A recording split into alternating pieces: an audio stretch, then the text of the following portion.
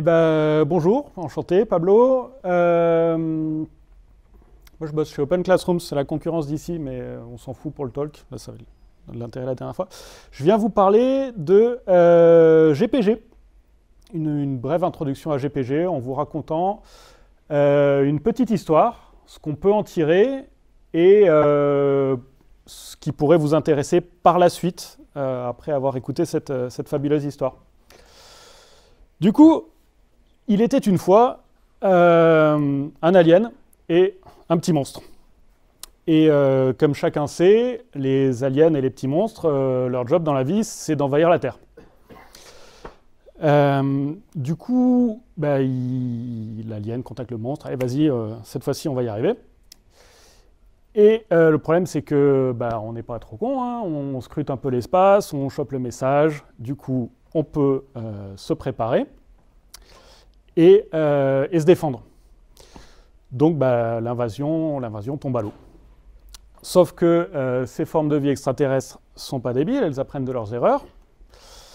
Et elles se disent qu'il va falloir éviter qu'on puisse intercepter leur message et donc qu'il va falloir chiffrer leur communication. Donc, notre monstre ici, il se dit je vais trouver une petite solution bien sympa, je vais utiliser GPG. Donc, la suite de ces slides est faite avec la version 2.4.8 de GPG, la dernière à jour d'il y a quelques semaines, je crois. Et notre petit monstre, ce qu'il va faire, c'est qu'il va générer un trousseau de clés. Donc ça, c'est vraiment la version la plus facile que vous pourrez trouver. GPG, je suis le monstre, fais-moi un trousseau de clés vite fait. Et GPG nous génère une clé publique, avec le petit pub, et une sous-clé publique. Vous verrez ici qu'il y a des lettres S, C et E. Je reviendrai un petit peu plus loin dessus. Mais voilà, on génère un trousseau de clés, on a les clés publiques, on peut, si on le désire, lister les clés privées. Privé, ça veut dire à vous. Si vous utilisez GPG, vous ne partagez pas vos clés privées. Par contre, public, ça veut dire pour le reste du monde. Donc, vous pouvez, si vous êtes un petit monstre, exporter votre clé publique. Si vous ne mettez pas le armor, vous verrez un truc complètement différent qui n'a aucun sens pour un humain. Alors, je ne dis pas que ça a du sens pour un humain, mais là, au moins, c'est lisible.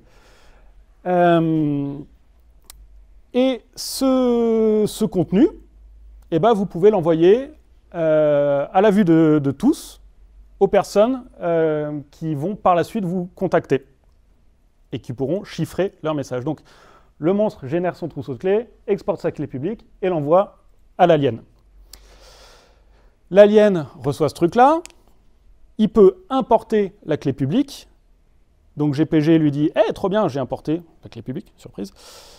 Et à partir de là, il va pouvoir chiffrer des messages en précisant les destinataires de ces messages. Là, il écrit que au monstre, mais s'il a les clés publiques d'autres destinataires, il peut les rajouter et le message sera chiffré à destination de tous ces destinataires-là et pas les autres. Donc là, il envoie le message chiffré, ce truc-là, au monstre, sauf que personne d'autre ne peut le lire, excepté pour le monstre qui, lui, on avait le encrypt tout à l'heure, là on a le decrypt. Et lui, il peut effectivement déchiffrer le message et il reçoit la version lisible. Sauf que les gens qui potentiellement ont intercepté le message chiffré ne peuvent pas le déchiffrer puisqu'ils n'ont pas la clé privée. Donc le monstre a pu la déchiffrer parce qu'il avait sa clé privée. Et donc, voilà, Independence Day, c'est raté.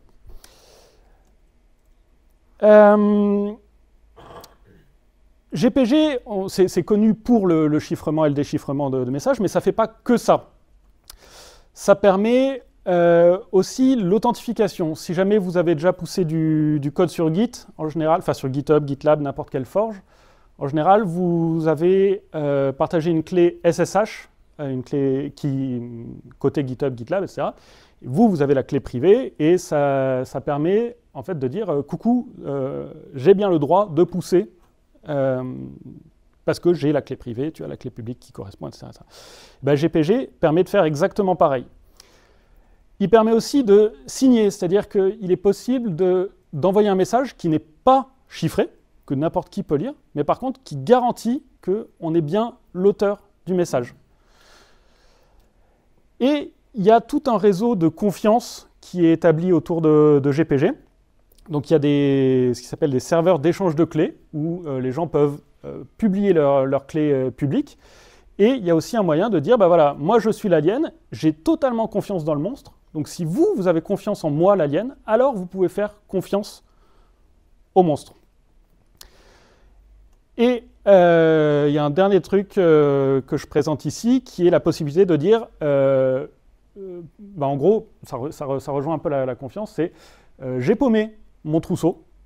Si jamais vous recevez un message qui vient de moi, n'y croyez plus.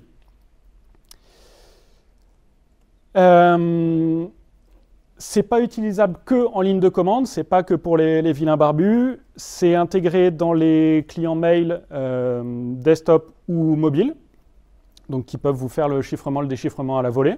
Genre, ah ben je sais que dans ton trousseau, il y a la clé publique du monstre, tu écris au monstre, je vais te le chiffrer.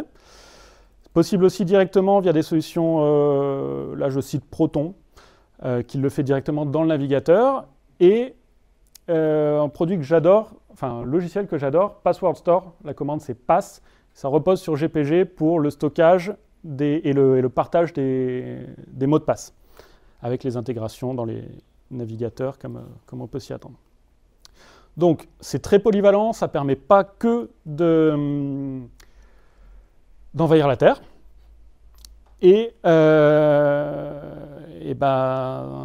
des fois on a envie d'être planqué, et je vous enjoins vraiment à utiliser cette solution qui est très très robuste. Si vous avez des questions, c'est le moment. Si vous avez envie de revoir les slides, ils sont accessibles à cette URL. J'aurais dû mettre les URL pour les humains aussi, ça aurait été pas mal. Mais bon, on est au niveau des aliens et des monstres, et on envahit la Terre.